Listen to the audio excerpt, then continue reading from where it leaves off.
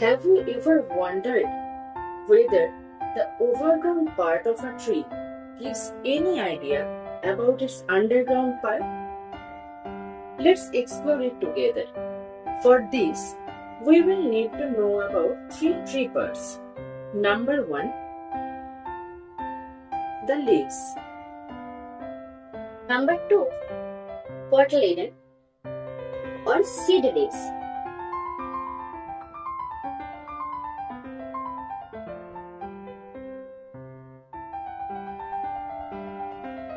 And number 3, the roots. Let's first consider the leaves. Now leaves are of two types. Simple leaf and compound leaf. Now let's annotate their parts together. First one was this tip, the pointed end. Next is this entire flat surface of a leaf, which is known as lamina. Now, these parts are known as veins, just like in human body. This entire stalk is known as petiole. This border area of a leaf is known as margin, and finally, this main vein is known as midrib. This is part of a simple leaf. Now consider the compound leaf.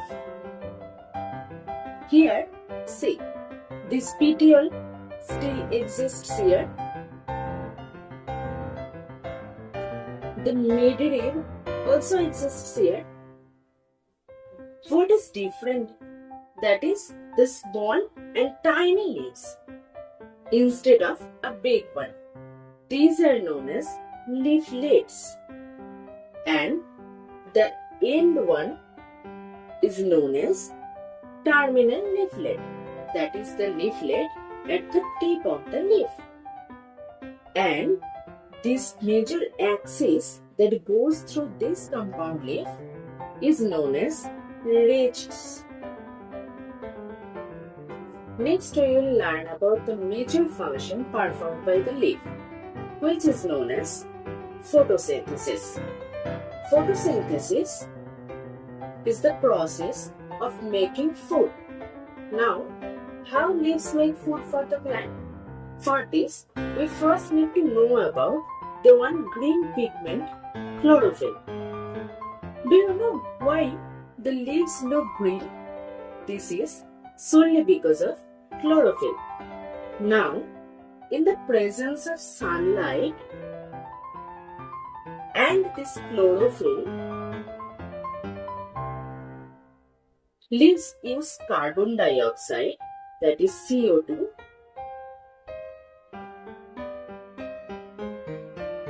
and water,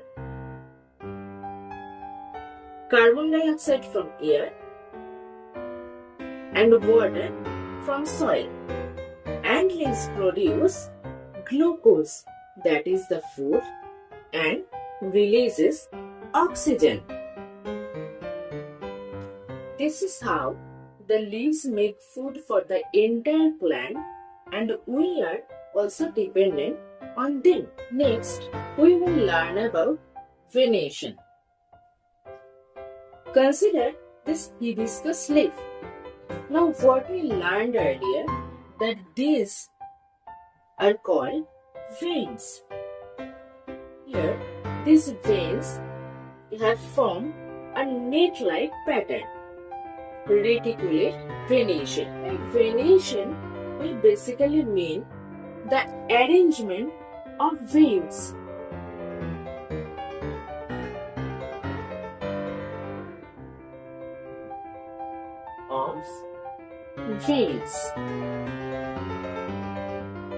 Now let's consider this banana plant. Here, the veins are parallel to each other.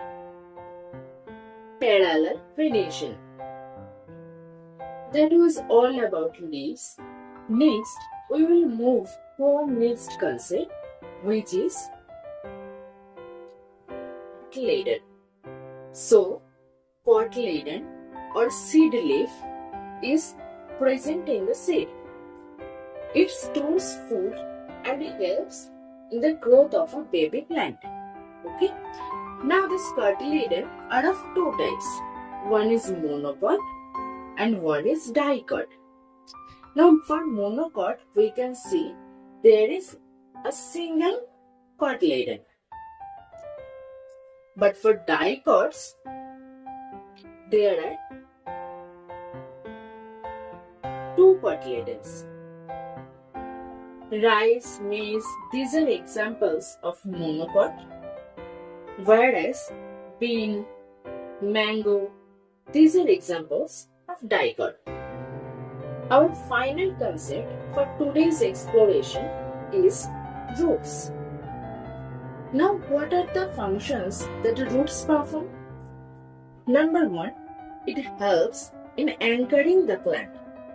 Roots hold the plant firmly in the soil and keep it from falling down. On the other hand, roots also help in absorbing water and minerals, and this water is used in photosynthesis, and the minerals help the plant to grow. Now, the roots are of two types. Number one is taproot. In case of a taproot, there is one primary root, and these are known as root hair, these tiny ones, and these parts are known as lateral roots.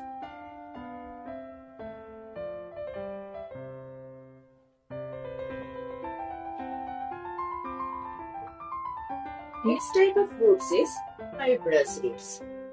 Here you can see they are formed basically a cluster of many thin roots, and these are known as root hairs. You will be amazed to know that all these plant parts have an interesting relation among them. For monocots, normally we observe parallel venation and fibrous root, whereas for dicots, we generally observe reticulate venation and taproot. Just carry on exploring around you, my friends.